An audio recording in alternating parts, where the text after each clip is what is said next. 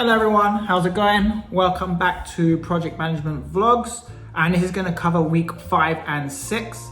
I want to apologize first of all for not releasing a vlog last week, and that's only because there wasn't enough content to put out for week 5, and it was just carrying on really from the previous week. So I didn't want to produce content that was exactly the same, as it's not going to be that engaging.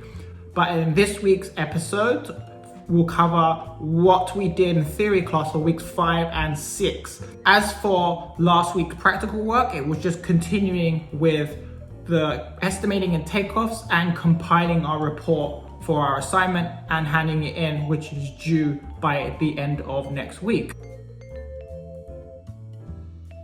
Now, what did we cover in week 5's theory class? We covered sub-trade comparisons after receiving back replies to my request for proposal, and material cost comparisons, options, and allowances. Once you have received your replies from your request for proposals, you then need to compare the sub-trades to find out which one is the subcontractor you're going to be choosing. So we need to compare things like cost. Do they represent value for money? Are they the cheapest? Are they expensive? What is included in their proposal? Did they meet your requirements in the RFPs? So do they have enough insurance and liability? Do they include warranties? What is the payment structure for that subcontractor? Is it a small percentage up front, or is it a large percentage up front? So these are just some of the factors that you need to consider. Next, we covered material comparisons. So when presenting information to a client, are there other options available that, yes, may be more expensive, but may be beneficial in the long run? For instance, they may have a lower operating cost.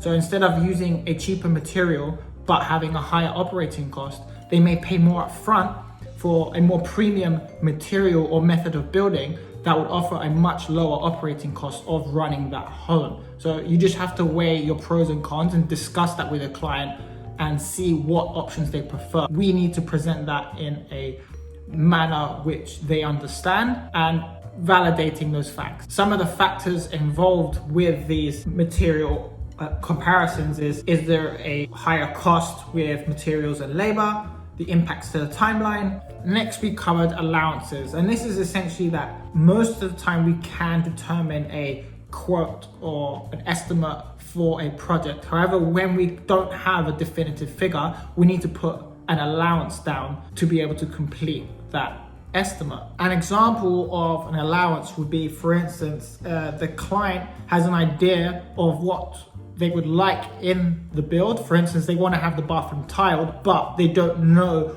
what specific tile they would like in the bathroom, and that cost can vary. Therefore, we put in allowance for the tiling cost in order to complete our estimate, and then we can revise that change later. Another example is, for instance, the cost of lumber can vary from time to time, and we need to put in allowance to reflect that change. Now, how do we utilize allowances within the actual quotes of the job? Whatever the difference is, for instance, if that job quote is more, we put in a change order for the difference.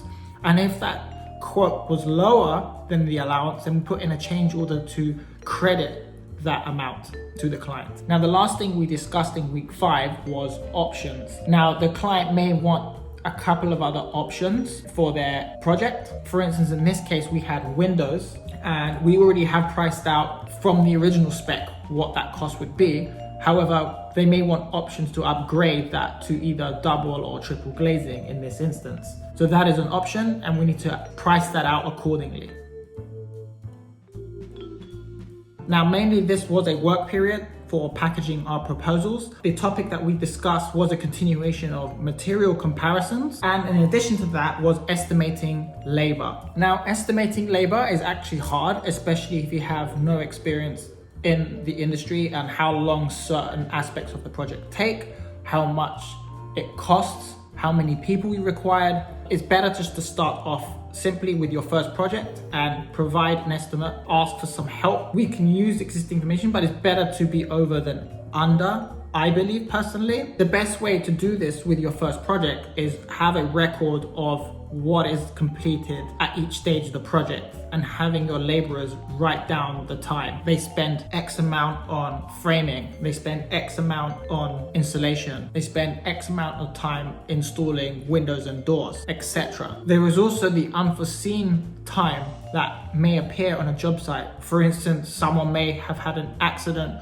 or injury during work. How is that time accommodated for? Having a record of all this time and keeping track of it detailed, you could use for your next project for estimating, and then you have an idea of how many hours per aspect of that project. At the end of the day, it does come down to experience, but the only way to get that is to be thrown into the middle of it and maybe shadowing someone else and then learning from that. And the final thought on week 6 was, after completing all this work and time accumulated in producing this estimate, how are we justifying the cost to the client and charging for the time for preparing and organizing all this information for them? Clients need to understand that in order to take on the job, we need to do all this preparation and planning and researching. How do we justify this cost? And that is the end of this week's video covering weeks 5 and 6 in theory class. Thank you very much for watching. If you found this video informative, please remember to give this video a like, subscribe to the channel for future content, and I will see you in the next one.